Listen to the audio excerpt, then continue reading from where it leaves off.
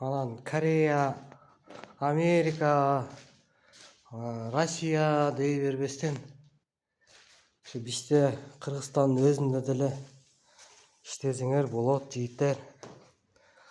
Моундай эшиктерди коюшту үйрөнүп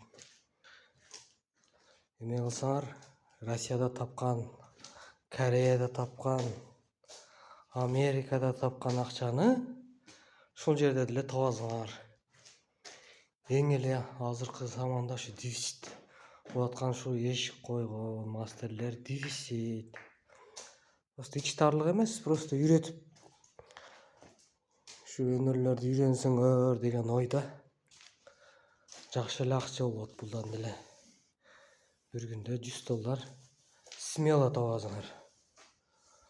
Анан буга кичине кызыгыш керек. Акча иштейм деген адамга ушул жактан деле иштер бар. Ошол кичине Кореяга кете турган, Россияга кете турган акчаңа жол киреңе деле моундай инструменттер келет. Алардын баардыгы смело келет. Өзүңдүн жериңде смело иштейсиңер дегеним да. Мисалы бир эшикти койгонуң эле минимальный 1,5 сом акча. Максимальный 7-8 миңге чейин барат, 10 миңден да ашып кетет. Смотря сложностька каралат. Ошону айтып коеюн дегеним.